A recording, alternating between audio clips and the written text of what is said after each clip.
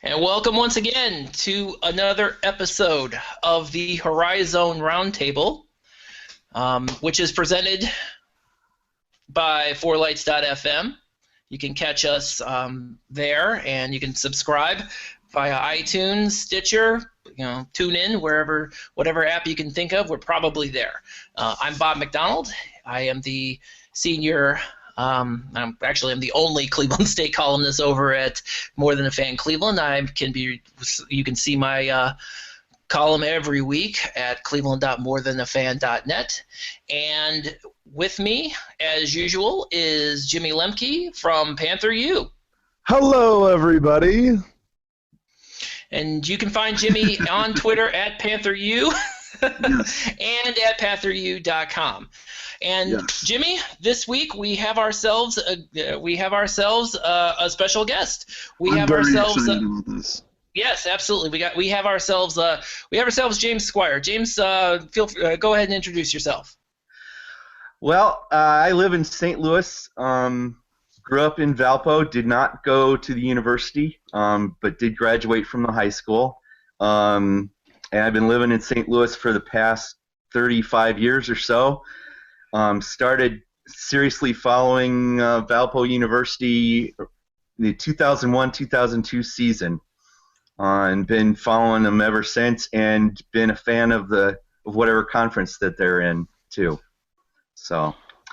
Oh, I'm glad to have you, man. It's good. We should mention the blog. I'm sorry? We should mention On the Horizon. Yes. Absolutely. It's a good catch-all if anybody if you like following all the teams. Right. If you're in the morning, you wake up and you want to know what the story is at all 10 schools. Jim has set up On the Horizon to give us give everybody the chance to put all of it together. Right. All of the news pieces together. How do you put that thing together, anyways? Well, I have a big long list of bookmarks, and any chance I get, I make use of an RSS feed to keep track of what I've already linked to. In some cases, I just have to know where to go. But I have a big long list of bookmarks that I just run through. And where can people find you on the Horizon, by the way? What's the address there? It's horizonleague.blogspot.com. All right, go visit. Lots of good stuff over there. Yeah. So it's good because I go to it just about every day because it's when he's updating it, it's good for me to see. I don't remember every website. And I don't keep up with all the stuff. So, for me to be able to get, all that look, I can look and make sure that I'm catching all the articles from the different schools. I'm a fan of having that. So, thank you for doing that because sure. Otherwise I wouldn't be as informed as I am. Yes. And James, where can people find you on Twitter or any social media for that matter? Well, I'm mostly on Twitter at STLVUFan. Is the handle. All right. I have a Facebook account, but I don't go there very often. That's okay. I ejected out of Facebook in 2011, and haven't looked back since. Right. So how I connect with some of my friends aren't on Twitter, so it's how I connect with them. But I don't. I mostly hang out on Twitter. There you go. As do most of us. So there's a lot to get to today. We definitely want to talk about Wright State's disastrous Michigan trip. We definitely want to talk about Valpo definitely solidifying their spot at the top, and this is why I'm glad we have James here. But first, UIC is no longer winless in Division I. Yep, they won. They won. I don't want you to think that I'm, reveling in your misery. Yes, I am reveling in your misery. I think it's kind of funny, but it's okay. Because of They had course, to win at some point. because of course, the team that they beat in overtime on Saturday, ladies and gentlemen, Cleveland State. Yeah, it's. I don't know. I don't think that UIC is as bad as, say, New Jersey Institute of Technology was a few years ago when they pulled me over. I did watch that team a bunch to see just what they were doing that was so bad. I also remember, if you remember, Prairie View A&M was another team that pulled an offer. So did Bryant a couple of years ago, I think. Bryant was also futile. We've had a few of them, and I really don't think UIC is that bad because there's a few players on their team that they don't have, that other teams don't have. The one that I'm really pointing to is Dikembe Dixon, and he's going to be a great player for the conference for a long time. He really is. I mean, he is. I agree. Dikembe Dixon is obviously a freshman of the year candidate. He has been all year. But the thing is, I mean, it was such a – and they did it in overtime, and they did it with both of their big men. Both their big men fouled out. And, it was just the convergence of everything that could possibly go wrong for Cleveland State. Andre Yates was out again. He has a high ankle sprain and a foot problem, plantar fasciitis, so he was out. Gary Waters is, his rotation has basically devolved into, I don't know, you figure it out, because he's just running everybody out of there, with the exception of Jono Jansen, who is sitting at the end of the bench and is just glued there permanently. I think he's sitting over there at the end of the bench wondering, why the hell did I leave Australia? Because Gary Waters is running everybody out there, including 2 walk-ons. And he's running everybody out there, and he can't find the right combination to save his life. Number one, Cleveland State's not going to be winning anything this year, so it's fine to be able to get walk-ons out there. Walk-ons aren't there just to play on the scout team; they're there to develop too. Because if a walk-on turns into something while you've been around, while you're playing, if a walk-on turns into something, you've gotten a player without having to spend a scholarship, and that's that's pretty important to be able to have that. So and I think that's you don't want to not develop those guys. There have been examples of walk-ons that have earned scholarships too. There was one at Valparaiso absolutely. Time ago. Yeah. Jason Avercamp earned a scholarship here. Let's see. Let's see. We've had probably a player every so often, probably every 3 or 4 years. There'll be a player that'll earn a scholarship. Yeah, but sure. That doesn't mean that those players don't. That doesn't mean that if they don't earn a scholarship, they're not useful. I mean, we have had that's true. Quite a few players that have turned out to be really, really, really important for us. And Cleveland State has had that they had that in Breon Watson, who was a walk-on the whole time he was there. They've had players who've earned scholarship. There's Jared Calhoun from many years ago during the Rolly Massimino era. Tim Kamchik was actually started out as a walk-on, but he didn't end up earning a scholarship. Yes. Also, Miles Hamilton was a walk-on. He spent his transfer year. He was going to be a walk-on, but they gave him a scholarship, and of course, he handily repaid Cleveland State by getting kicked off the team this year. So, but yeah, the 2 that they have right now that are currently there, there's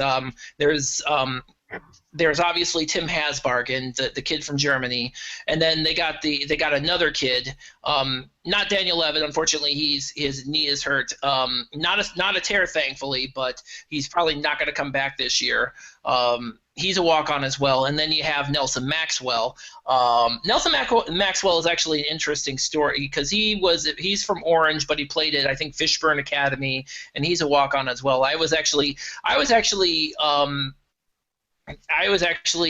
He was brought to my attention from one of my followers on Twitter, a local hip-hop artist by the name of Joey H. So at Joey H4, he's actually got a song out. Yes, I'm shamelessly plugging the kid because he's the one who put me on to Nelson Maxwell.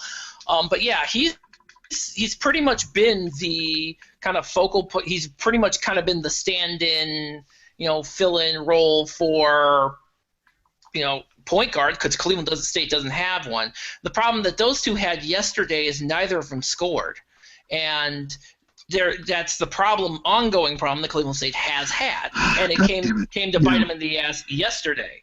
What makes matters worse is that the guy who was scoring, Kenny Carpenter, he had 2 shots to win the game, once at the end of the game and once in overtime, and his final shot in his last shot at the end of regulation, he tried to shoot it with 14 and a half seconds left, and it wasn't even close. It was like clank foo. It was, and then he did the exact same thing. He did the exact same thing in overtime. I mean, he finished with 24 points, but great, he finished with 24 points, but those are the 2 things I remember. Right. Well, it's unfortunate. Sometimes you get the bear, and sometimes the bear gets you.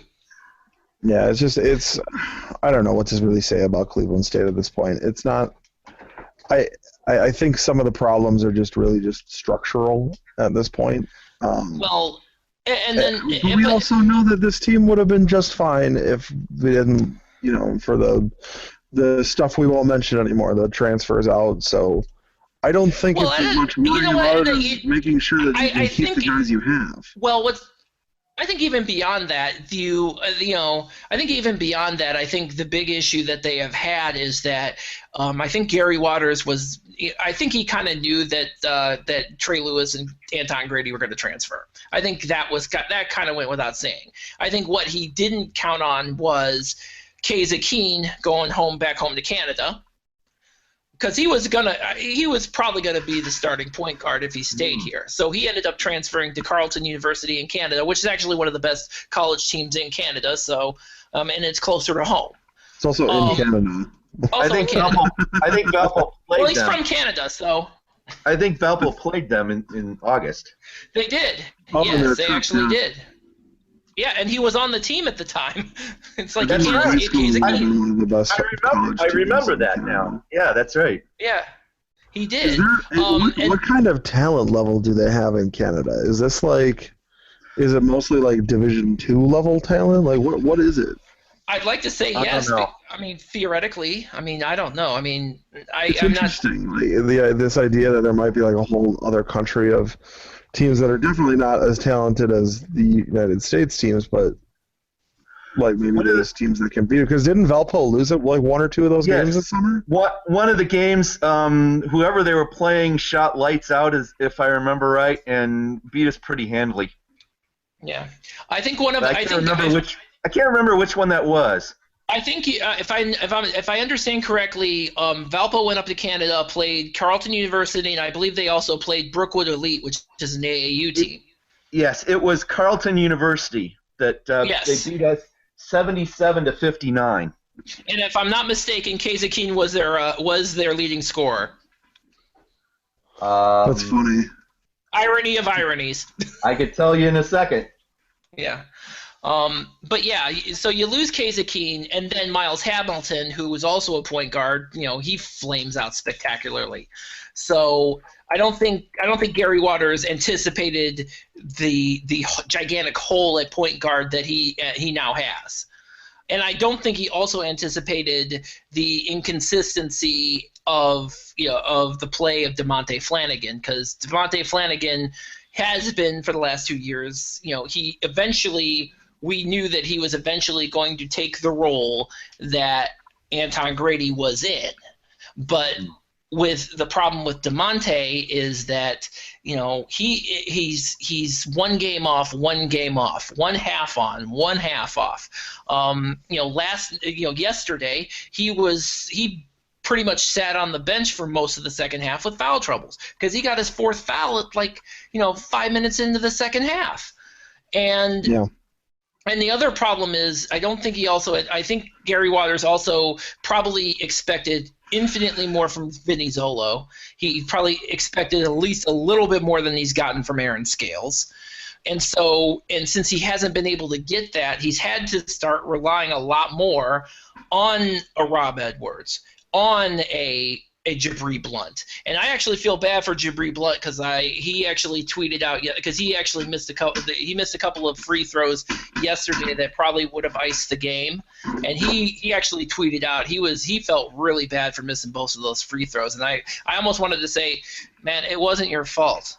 I mean, it wasn't completely your fault. What was it? We almost lost last on Friday night against Green Bay in the rivalry game, and Akeem Springs, who has been very good from the free throw line all season, was so bad that after the game he actually stayed behind and shot free throws I think he shot free throws like for 2 or 3 hours in the arena after the game.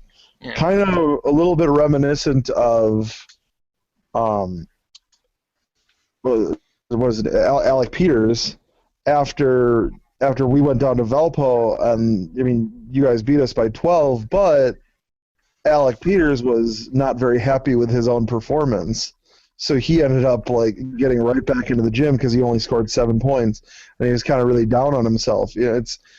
I like to see these guys. I like to see these guys showing that they care about losing these games, and not playing well. It's nice to see them get in and be interested to work on that almost immediately afterwards. So, as a matter of fact, after the Ball State game, if I understand correctly, he sort of led a come to Jesus meeting on the bus ride home, because I think that was in the team's mind, that was our worst loss of the season, was at Ball State. And if I were looking at it, I'd probably consider it as the worst loss of the season. And he was quoted in the paper afterwards as really being strong about not being very happy with the team's performance. Yeah.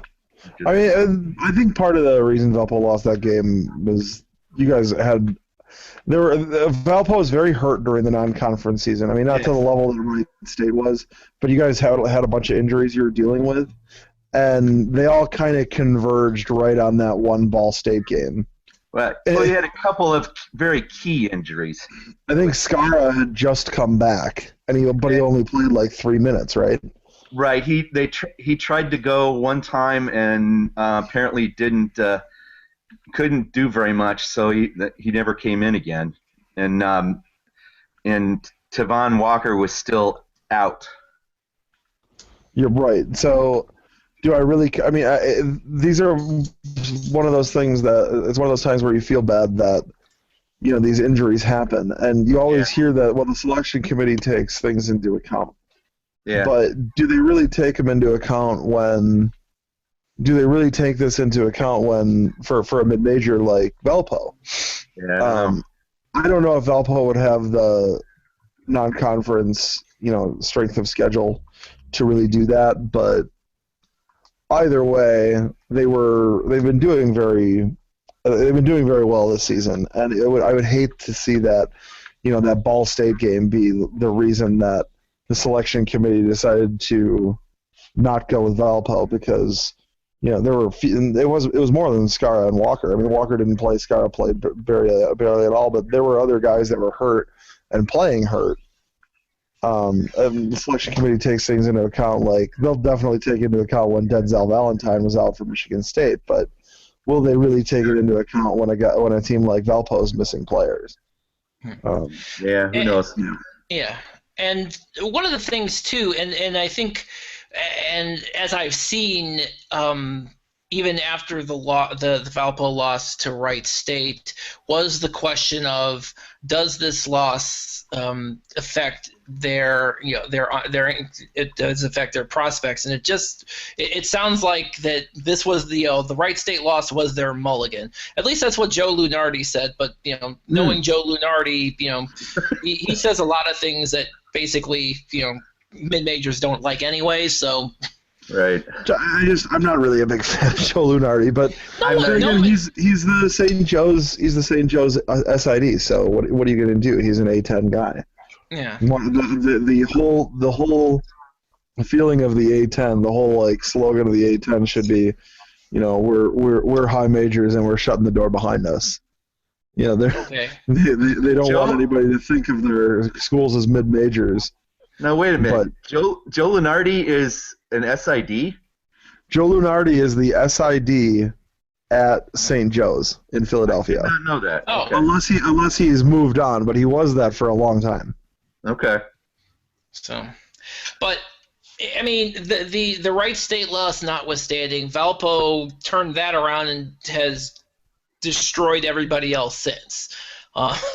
They have immediately dispatched everybody. This last week, dispatched Cleveland State like they were nothing. Destroyed, you're also talking State about again like they were three of the nothing. bottom 4 teams in the conference. So true. Yes, they are. And I think with that, but then at the same time, then you had Wright State, who had a disastrous trip up in Michigan. They get blown out at Oakland, and then today they lost against Detroit. And Detroit just lost to Northern Kentucky, which was which basically to me. And we'll get a little bit into this later, and I'm sure that sparked the ire of Detroit fans that they lost to Northern Kentucky, and then of course Detroit turns around and beats Wright State today. So I think Wright State ran into two problems. Is that in that both of those schools in Michigan are coming off really disappointing times. Oakland and Detroit. Northern Kentucky loss. The blowouts by Valpo, I think both of those teams had designs. I mean, everybody, especially those two schools, but everybody kind of sees Valpo as like this team to give your best shot to, and for them to see themselves lose by that, that much against them, and then the other losses that those two schools have taken, I think there was a lot of frustration that some of those players had going into that. Into those games. So I think Wright State just kind of was in the wrong place at the wrong time. Oh yeah, absolutely. And then in Northern Kentucky again, just surprising everybody. And then Northern Kentucky goes. It's amazing because Northern Kentucky goes up to Michigan and does what they do. Meanwhile, Wright State can't do it. Cleveland State wasn't able to do it. Youngstown State couldn't do it. Naturally, Youngstown State and Cleveland State had probably less chance than anybody to do anything. Of course, then again, I'm sorry. Youngstown State beat Oakland in Oakland, so I was going to say they did half of it. They got half of it. But they didn't succeed all the way. So, right. But yeah, you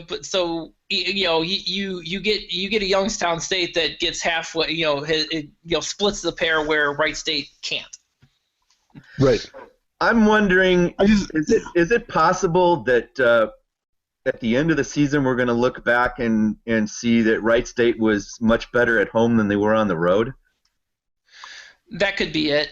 I mean, the Nutter Center is, by all accounts, a really tough place to play. So it would stand to reason that they could definitely they have the opportunity to. They have the opportunity to go undefeated. To be able to, do very well at home. Their challenge, of course, is going to be their challenge is going to be on the road. Their challenge is going to be on the road. It was in Michigan. It will be at the Arc against Valpo for the return matchup because Valpo is going to look for blood. Yes. Now. I mean, they probably saw that. They probably saw that sweep in Michigan, and they smell blood in the water. So they're probably chomping at the bit to get a rematch with Wright State. It's kind of why I'm not looking forward to our rematch with Valpo because Valpo won that game by double digits, but Peters didn't have a great scoring game, so I'm sure he's going to come out and drop 35 on us. Or try. I mean, and when anybody tries to score on us, they usually do. Did either of you get to see the Green Bay Milwaukee game on Friday night? I saw part of it. I saw everything but the end. It was a very exciting game. Yeah, that was that was really, you talk about rivalry games, Jimmy, and that Milwaukee Green Bay game that was exactly that was the perfect, back and forth, button heads, outstanding game. I mean, that could have went either way because that's how good that game was. Green Bay, at one point in the second half, Green Bay was shooting 78.6% from the field in the second half. And we were down like 1 or 2 after only being up by a couple at halftime. It was just an incredibly odd game. Because for all the time I've been a fan of Milwaukee, there's something I've learned from the free throw line is that Milwaukee's very bad at the free throw line and Green Bay's very good. And the last 2 years have been like a complete bizarro act. Like Green Bay has all of a sudden become one of the worst free throw shooting teams in the conference. And we became the best. Second worst, I think UIC has them beat by a country mile. Yeah, I mean, one of the worst. Let's put it that way. So it's odd seeing Green Bay struggle so much for the free throw line, and then we come to this game Friday night, and both of us did. We shot, I think it was 69% from the line, which is still like about 6%, 7% less than our season average. So both teams didn't really come up with a way to. Both teams kind of left it open to losing the game. Like, we both had openings. Green Bay played porous defense. Ours was somehow even worse. It was just a really, really bad game all around. Todd Rosiak's the beat writer for the Milwaukee Journal-Sentinel for UWM, and he said he put out a tweet on Friday night during the game, and he said neither team's playing much defense. And I said, I replied to him. I said, I think much is a bit much. It's there was no defense whatsoever. It was an incredibly bad. If you were going to make a video as to how not to play defense, that exactly right there is what you'd show people a tape of this video of this game Friday night, and you'd say, good God, please don't ever play defense like this. And it was so awful, and I've been thinking about it, and a lot of the teams in the Horizon League are just playing bad defense. Yeah, bad this is defense. true. So I mean, what do we attribute to that, though? I mean, is it because of the pace of the game is now faster because of the reduction in the shot clock, or is it the they're still getting used to the way fouls are called? The hand checking is now kind of taboo, and they're getting called on it a lot more. I mean, what do you think that's kind of driving these ridiculous looking scores at this point? Well, I do think that Green Bay and Detroit. I do think that we added Oakland for one, and Greg Campy is very much a proponent of kind of like a free running style. Detroit has Ray McAllen's kind of built his team around that idea that they're going to run and they're going to take a lot of shots. And then Youngstown lost, as we mentioned in the previous podcast, Youngstown lost Bobby Haynes, so they've had to adjust their style of play. So now they're a free running team, and then Green Bay loses Wardle and brings in Link Darner, and he's and Link Darner is this really great, this free running coach. So, and then meanwhile, of course, you still have Wright State, who does, Wright State, who is, that's their defense is kind of their thing. I mean, Cleveland State, except this year notwithstanding, that's their calling card, and Valpo this year. Valpo this year, their defense still remains pretty solid. I mean, in terms of, not really allowing too many people to score a lot of points on them, for the most part. Right. Yeah. Right. So, I mean, there are some outliers within the conference, but it's you're probably right as it relates to everybody else. Kind of transitioning to that fast-paced type of offense. The irony of it all is that on Friday during the Oakland blowout of Wright State, it seemed to me at least that Oakland kind of took what Wright State does defensively and kind of shoved it in their face basically. I wouldn't have any problem agreeing with that. I mean, and that's really, yeah. And I think getting back to Wright State and Oakland, when we talk about that, Oakland, does that does the Wright State game, does that indicate that they've kind of finally turned it around after kind of a so-so first half of the conference season?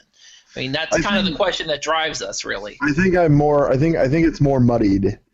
I don't think that I don't. It's not that I don't think that Wright State or Oakland is the number 2 team or close to the number 2 team. I think what it is that you have this. You just have a bunch of teams, and Oakland's one of them. Wright State's another, and it was just Oakland's time. I think Wright State is still one of the best couple teams in the conference. I think that things have kind of shaken at them a little bit. Like if I were to put together kind of a power rankings right now, I think I would make Oakland. I think I would obviously put Valpo first, but I think I go with Oakland, then Oakland and Wright State in some order. I think we kind of fit after those two, and then I think it's a Green Bay Detroit kind of pick 'em. Yeah, and I think honestly, I look at kind of 2 through 6 in the standings right now, and it strikes me a little bit as the kind of the similarities from a few years back when 2 through 6 was kind of a pick 'em type of situation. This year, of course, I think you do have Oakland and Milwaukee are probably going to, and Oakland, Milwaukee, and Wright State. When push comes to shove, those are the 3 teams that are probably going to kind of duke it out for that second spot in the end. I think that Green Bay might have something to say about that, but that totally depends on a lot of different other things. Detroit's, they're the way they've been operating is pretty erratic. So I don't think when you talk about the top half of the conference, they're slow. They're a little hard to kind of read whether you want to put them in the conversation at all. I agree. Yeah. Go ahead, Jim. Did something happen in today's game with Paris Bass? Because I saw tweets about him almost getting teed up or something, and I missed it. I missed it too. But it's Paris Bass, so I mean, his kind of trajectory, that whole thing going on with him this season, it's been on and off, and we had when we had Kara Jones on a few weeks ago, that was pretty much what he kind of his thought process. He was definitely talking about how Paris Bass was definitely a me first type of player. Yeah. So I remember that. But the announcers seem to think that I mean, they didn't mention anything about another team rules violation on the broadcast, but somebody tweeted about that too. Have you heard? I know Ray McCallum likes to do this thing where he'll start somebody else over someone just because he's trying to send a message. He does that more than anybody else. Okay. So when you see Detroit having a lot of different guys starting for them, that has very little to do with they have injury problems, just having probably a lot more than the guy doesn't know how to keep a hold on his players, keep his players together. So he's just trying to discipline them, and that's how he's doing it. Yeah. So that actually brings me up to the next point. And Jimmy, I know we talked about this a couple of weeks ago, particularly with Gary Waters, sort of with Steve McLean, but I think it's his first year at UIC. I think he's going to be fine. Yeah. But you're looking at it. But when you look at some of kind of the fan boards, there's a lot of fans that aren't happy with their coaches. Detroit definitely with Murray McCallum. Youngstown State with Jerry Slocum. Jerry Slocum is, I believe, in the last year of his contract. I do believe he has an option year, but I don't think anybody in Youngstown State would be sad to see Jerry Slocum go at this point. I mean, even Wright State. I know at the beginning of the year there was discussion about this being a make or break year with Billy Donlin. So we still have that thread going. That thread on the message board is still going. Oh, okay. There's always somebody's always every game. They're kind of going back and forth. Like, is this really, should we really be doing, like, is Billy Donlin really the guy? Is he not the guy? And it really depends on whether they win or lose. So I'm sure I haven't been on their board since they lost. I am almost 100% certain that somebody's like, well, this Oakland game, that means we need to fire him. They're so hot and cold depending on what's how the team is doing. Yeah. So I mean, where Billy Donlin ends up in the minds of Wright State fans is probably whether or not he's in the title game. Yeah. Or a top 2 seed, and or really just in the title game. So yeah. I mean, it lends the question. I mean, who actually does like their coach outside of Valpo? I mean, Valpo obviously, they got the Drew family pretty much has it on lock, and that is what it is. And who does not completely escape criticism, though. Oh, of course not. But I mean, not to the point, not probably to the extent of say a Gary Waters or a Ray McCallum or even a Billy Donlin. Jimmy, I know we talked. I know that there's probably some there's some people out there who probably don't dig Rob Jeter either. Oh my gosh. See, I told you. I think the list of people who are pro Rob Jeter at this point is smaller than the list of people who are anti Rob Jeter. I just think this has everything to do with Bruce Pearl. He comes in, he lights the world on fire, takes the team to the Sweet 16, ups and leaves almost immediately. So you knew whoever was going to be the next guy wasn't going to have, he was going to kind of have a real difficult time getting people on board to begin with. And then, on top of that, you're talking about this is a guy who's he had never been a head coach before, so he was going to have time. He was going to have a period of time where he'd have to learn, and it really all worked against Rob. And now it's time. He is, along with Slocum, one of the deans of the Horizon League. He's been here for 11 years. This is one of his best. This is one of his best teams, but they just that really doesn't matter to them so much. What matters to these people is that we get to the NCAA tournament, and which he did 2 years ago, by the way. 2 years ago, but you will before somebody gives him credit for that, they will point to the fact that we are, we did that with a 7-9 team, and that 7-9 team was 5th in the conference, and they caught lightning in a bottle, and they'll want to go through the long list of why not instead of why. These are the same people that when you say, does it matter that Rob Jeter had in his tenure has had to contend with the best Horizon League, and Bruce Pearl's best years happened when the Horizon League was at its worst since we joined it? and they'll listen to you, and they'll just like shut it out, and they'll keep droning on about how, well, Rob Jeter's not the guy, blah blah blah. This is, we need to fire. I mean, there are still people who say we need to fire him when, I mean, he's almost undoubtedly in his last 13 months as the coach of the team, because he's under contract through June of 2017, and they haven't given him an update. Amanda Braun has not re-upped him in his contract. So I just tell all these people, you're in the twilight, you're likely in the twilight of the Rob Jeter era. You hope that he can do well enough that he can get another job somewhere else, and then you get Chad Boudreau as the assistant, who was a very good friend and a very good coach, and he's the guy behind every JUCO player we've ever recruited, which JUCO players are how we've built this program. Guys like Matt Tybee and back in the day James Ayers, or transfers.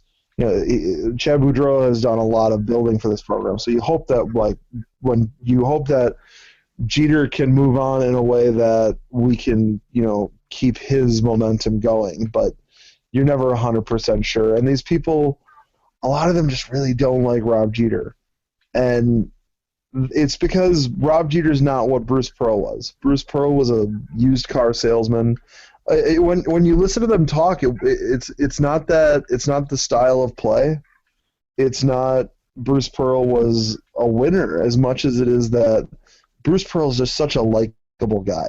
When you're sitting in front of him and talking to him, and he's on your side, as in he's the coach of your basketball team, you love having him around.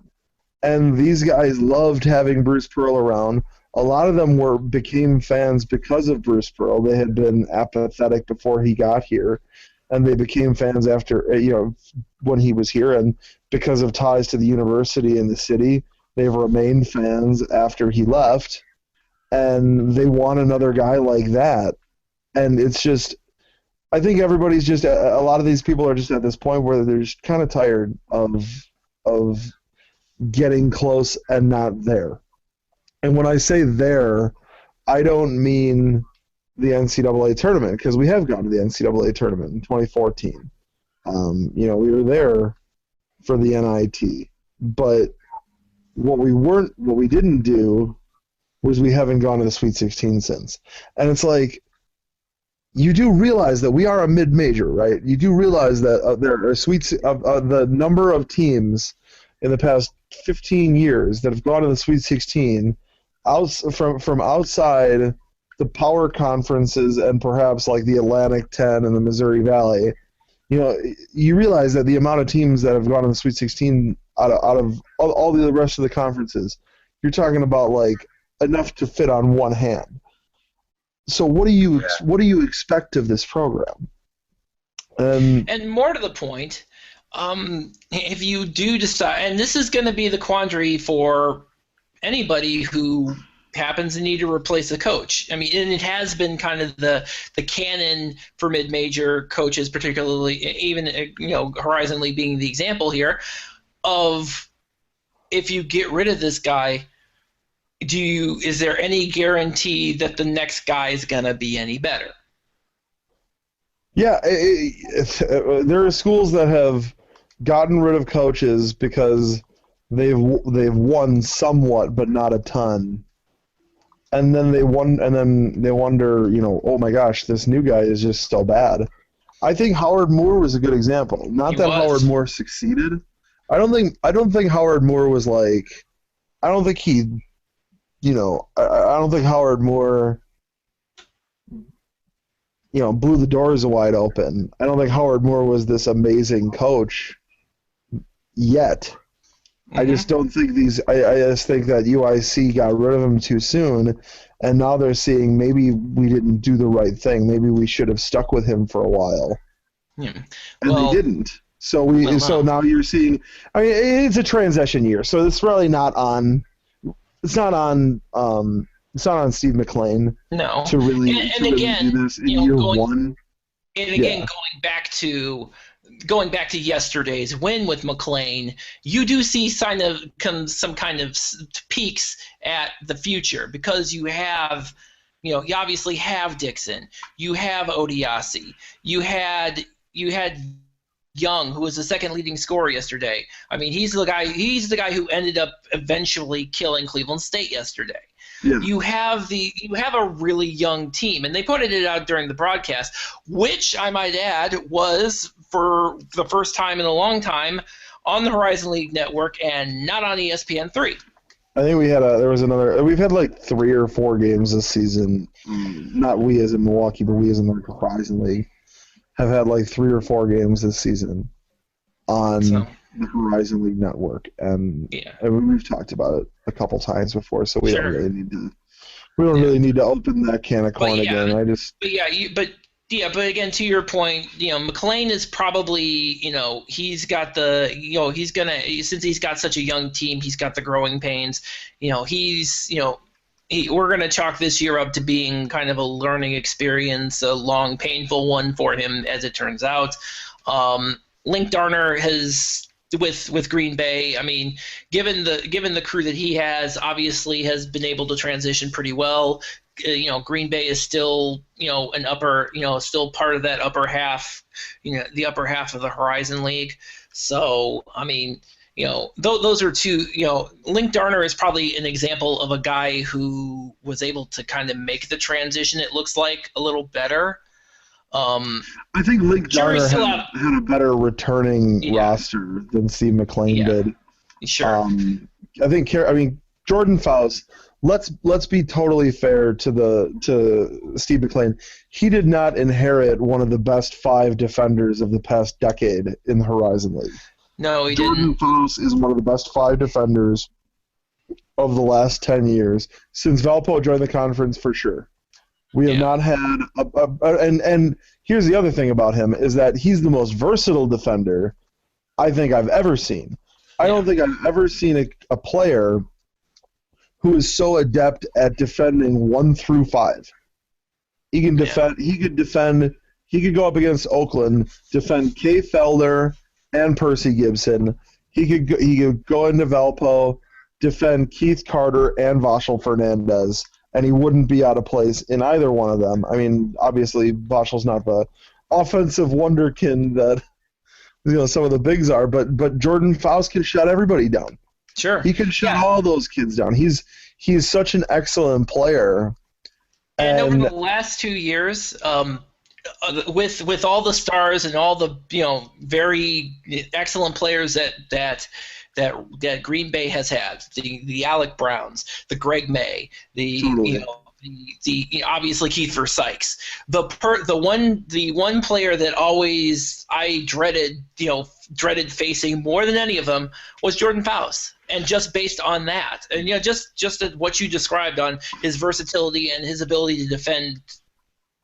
I had mentioned on the Green Bay board that because there were some people kind of complaining about the loss, they're kind of feeling bad. They're kind of out there like, we lost to Milwaukee, we should have beat them, blah blah blah. And obviously, I disagree with that, but they wonder like, did we? What's going on, or when is it okay to become impatient, and things like that? And I'm like, look, Link Darner is following a very good coach, and by the way, in the last 2 years.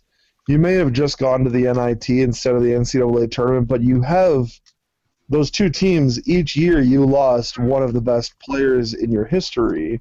Alec Brown the first year, Kiefer Sykes the second year. And the other thing I had said on there was, look, I was going to say that they were 2 of the best 5 in conference history, or excuse me, in school history. I was going to say if they were the best, 2 of the best 5, but then I started thinking about it, and I was like, maybe they're 2 of the best, like 6 or 7, because partly I'm not a historian for Green Bay basketball. In terms of Green Bay basketball, probably the best player to come out of Green Bay, I thought, was Jeff Nordgaard from Yeah, because he was a obviously part Jeff of the Norgard and Tony Bennett are on there. yeah. I was saying, but I had hesitation and then said best 6 or 7 because, excuse me, I think that maybe Jordan Faust might be a better player.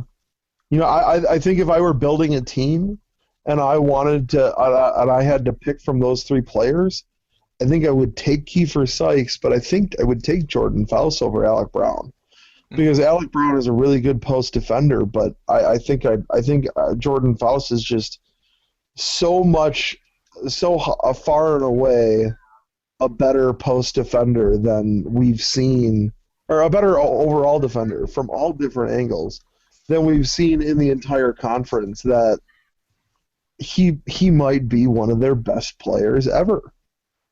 And that's the kind of player that he has, that Link Darner has over there, that Steve McLean doesn't even come close to having on his roster at UIC.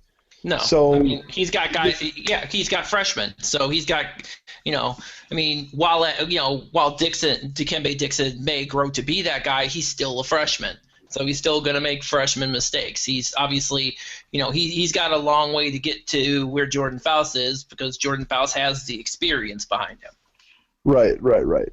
I'm just saying there's a lot more on that team. There's a lot better team that Link Darner inherited.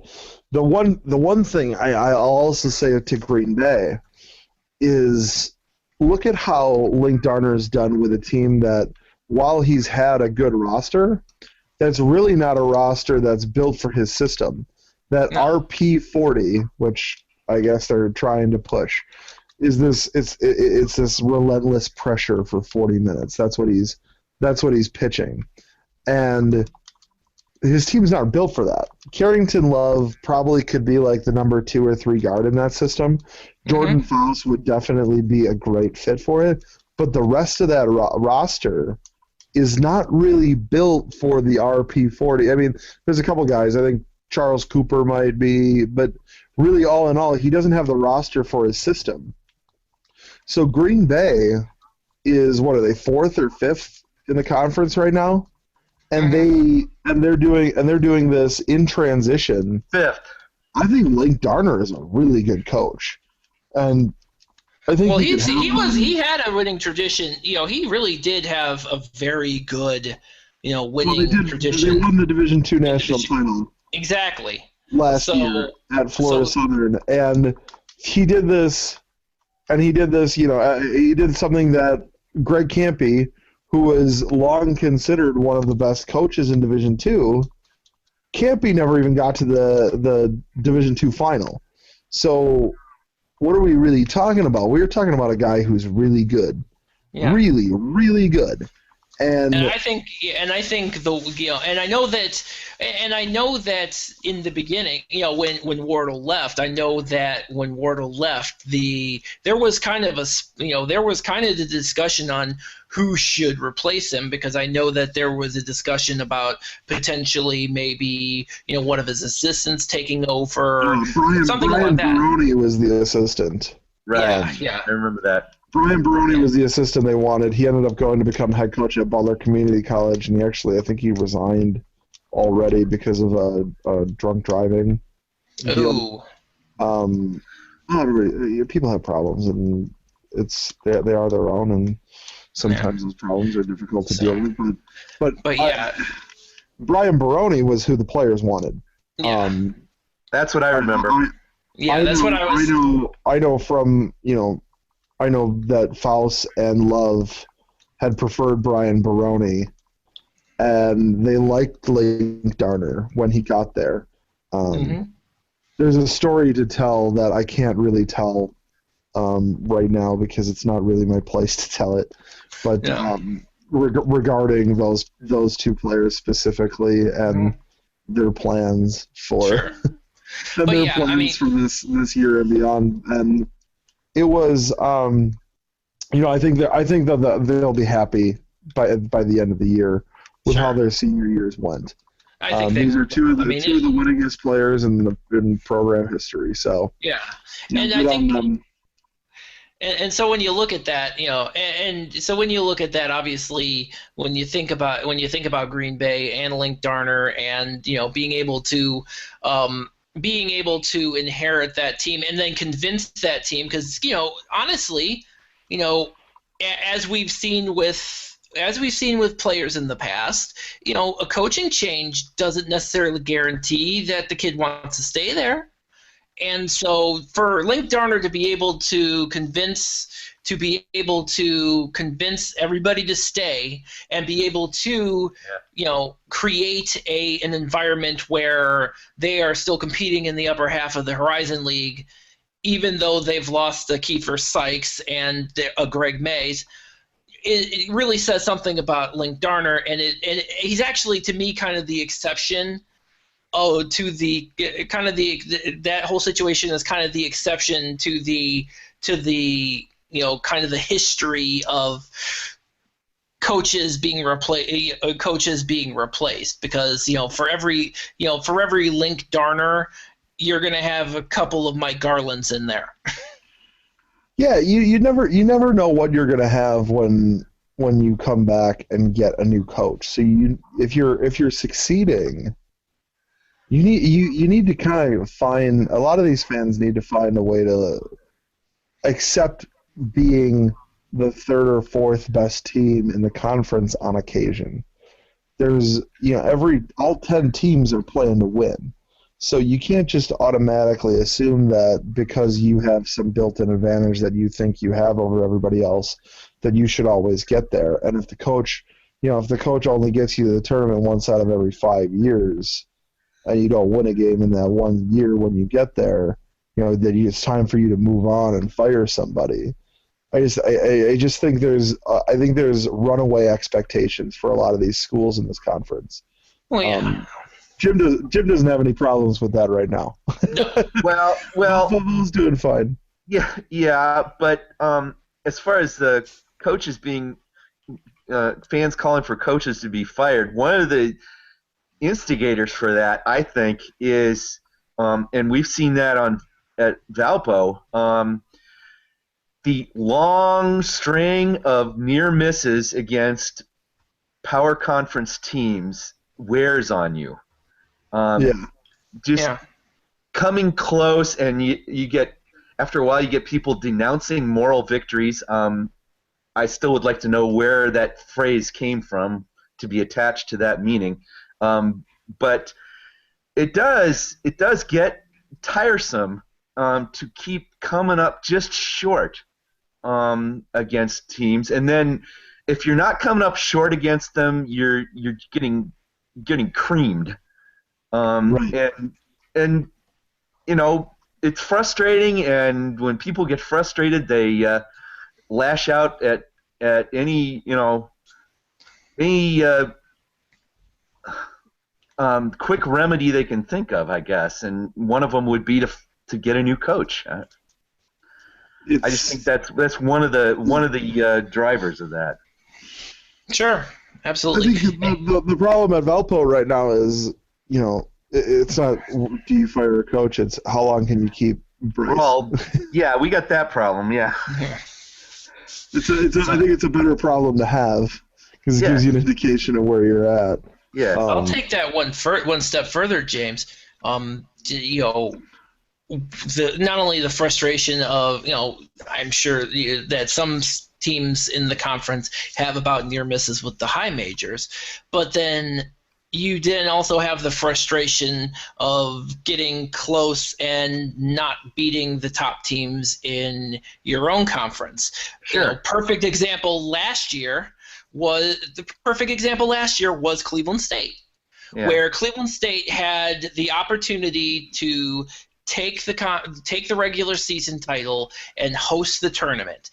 All they had to do was beat Detroit or beat Valpo, and they didn't do either of those things. And so they ended up as the 4th seed and ended up getting bounced out of the semifinals. And so there's some frustration there as well. I mean, because last year, now thinking hindsight being 2020, was that it was Cleveland State's last best shot, Right. considering what came afterwards. Yeah. I think the scary thing is that there's multiple programs where I can pick a point in the last few years and kind of point to that as like their last shot at something, at having real success. Cleveland State was one of them. The other ones definitely, Green Bay passed up with two of their best players. So Yeah, Green Bay has the exact same problem as Cleveland State did, because Green Bay for 2 years running had had on paper the best team, and then going back to last year again, they needed to win, and what happens then is they get swept by Cleveland State, and that kind of puts the kibosh. Then so they end up not getting the top seed, and they end up getting bounced out of the tournament, down the conference tournament. And then the year before, of course, the problem I see is that this is the I didn't mean to cut you off. No, that's fine. The problem here is that this is kind of the negative side of many negative sides of being in a one-bid league. Is that as a conference, if you're not able to get to the NCAA tournament without winning that conference tournament, all of a sudden you're in a real bad way, because you didn't win the conference tournament one out of every few years. All of a sudden the question is, well, will you ever get back? And the impatience is there. And Sure. I mean, there are teams in power conferences, high major conferences, where they won't come close to winning conference titles, but they're in the NCAA tournament every year. Sure. So they kind of their fans aren't worried about it so much, so they're not complaining as much, and they're willing to keep a coach, because what does it matter that we're not winning the conference tournament, because we're going to the NCAA tournament, and maybe that team will win, go to the Sweet 16, and it's totally fine, because hey, we went to the Sweet 16. It doesn't matter if we didn't win the ACC or didn't win the Big Ten. We got to the the Sweet 16. We're one of the best 16 teams in the country. Yeah. So there you go. It's the problem of the one bid league. So the question for me at this point is, I'm a fan of Milwaukee, Bob's a fan of Cleveland, James is a fan of Valpo. The three of 10 schools. 10 schools that are very much interested, that we all have fan bases that have expectations of getting to the NCAA tournament, because that's the success. That's the meter of success at our level, is if you get to the NCAA tournament, you had a successful season. I think some teams, I'll point to Valpo this year. Sometimes there's a little bit more you're looking for. Valpo's been to the tournament, a couple times the last few years. Now it comes to the point is, now it's time to put up or shut up and win a game. But for the most part, for the rest of us, it's about getting there. And you have to get there. And in a one bid league, we're not able to do it. So the question for me, I really think, is we shouldn't be talking about our coaches as much as we should be talking about what can we do to make this Horizon League a multi-bid league. And I don't think it's impossible, but I think some tough decisions have to be made. And obviously, you guys know me well enough that you know part of what I'm gearing up for. But here we go. Yeah, it definitely has to be said. There's a point where you are hurting yourself by being associated with some teams. We had Bob and I had a nice discussion with a guy on Twitter last night. I think was he a Cleveland State fan? Yes. Long time Cleveland State fan. Yes. Who I just found on Twitter last night, by the way. I had never met him before, so I was happy to have the conversation. I was familiar with the name. I remember him from many years back. So he was listening to the podcasts previous, and he's probably listening now too. So hello, Mike Deneen, and thank you for listening. Yeah, of course. We really appreciate the subscriptions, the follows, all that. But what I wanted to bring up from that discussion was he had talked about how he was pointing out that the academics don't come into play. So why am I talking about Green Bay's academics? When that's really a thing between us. But yeah, that's more of a kind of UW. I don't have a problem with Green Bay specifically as for the Horizon League. I don't think Green Bay shouldn't be in the Horizon League. I'm totally fine with them being in the Horizon League. And considering they outperform in the they've really outperformed their budget. I think that Green Bay by far is the school that gets the most bang for its buck as far as basketball and athletics budget per victories and wins and postseason appearances and all that. So I think Green Bay achieves above and beyond. What my problem is that you want to avoid having these gong programs that don't ever do anything. And I think that the decision that I've brought it up a couple times, I think that we probably should have, instead of bringing in Northern Kentucky, we probably should have subtracted Youngstown. And it's something I'm kind of a broken record on it, so I won't get into it too much. Funny enough, you mentioned that. I know that our because they don't want to hear me knocking their school every other day. But we have 10 schools. 9 of them put men's basketball first across the board. 1 of them does not. And you whenever we talk about adding a school to the conference, because everybody likes talking about adding schools because you're bringing in somebody new. You're bringing in a new blood. It's going to drum up interest even among the diehards. Oh wow, I'm interested about this new program, and I'm very interested about having Northern Kentucky be part of the team. But we talk about the new blood, and we talk about when you talk about what teams you want. You're first and foremost. I think all of us are looking. We'd like to add a school that's got basketball success, but then we're looking about fit. What is the fit? And a lot of the times the private schools want to find another private school. A lot of times the public schools either want to find they want to find schools that kind of match their mission or match their profile. And the problem I keep seeing is that we have a school that doesn't fit us. And this is not a knock on Youngstown State, because if I had a football team that had the kind of history that Youngstown State did, I'd probably be a big football fan and want as to put they all are, and into football. And especially since your president is in fact Jim Tressel. Yes. I mean, how can you not be a football? How can you not be if you're at Youngstown State right now, or you graduated from Youngstown State, how could you not be a football fan if your president is Jim freaking Tressel? Well, he was the coach too a long time ago. Right, he was exactly.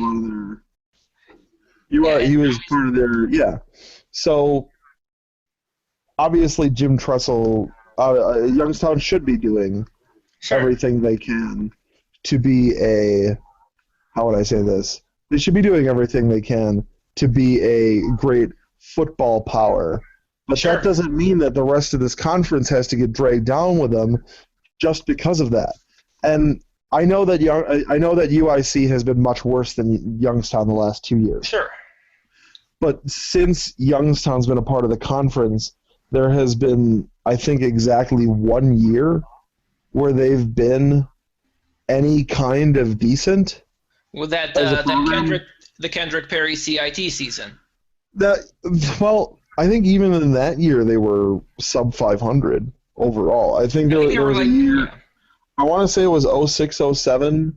They were something like. I want to say it was 06-07. Youngstown State was something like 5th in the conference, and they were, I think they were like 9-7 in the Horizon League or something like that. And this was Youngstown State, but this was a year where we only had 9 teams. Their best year in my memory, they were still they were still in the back half of the conference. So, this is the program that we're all kind of looking towards. And this is a program that I think we should be looking towards and saying, does it serve us for them to continue to be a part of this conference? And I don't think it does. I think membership is something that has to be pushed for. That rant should be over. The other thing we need to start thinking about is, what do we do as a conference to, make it work with the membership? And I think that we really need to be starting to push for more challenges, because I know we had this problem this year, and I know that Valpo definitely had this problem this year. It is hard to schedule when you are a good mid-major. When you are a good mid-major and maybe not an elite mid-major, if you are perhaps a top 175 team, the school, people are going to be worried about playing you. So I know some of our scheduling, and I've talked to one of the coaches at a couple of coaches at the other schools. I talked to a coach at Youngstown. I talked to a few coaches, and a common thread with them is, we just need more games. We need better games. So the Horizon League needs to be willing to spend some money. One coach had brought up that the Horizon League needs to start playing more buy games. That the Horizon League needs to start bringing in a bunch of we need to start bringing in teams to beat up on. And they point to the MAC, how the MAC will put in a lot of teams into the they'll put a lot of teams into the the postseason. Not always the NCAA or NIT. The thing with the MAC is typically the MAC has the same problem as the Horizon League. So for as many teams as the MAC has, yes, they're probably going to get they're going to get multiple postseason bids, but typically the MAC is by and large in the same boat as the Horizon League as it pertains to being a one-bid league. I really don't remember the last time that the MAC has had more than one team make it to the NCAA, and I don't think that's gonna change this year.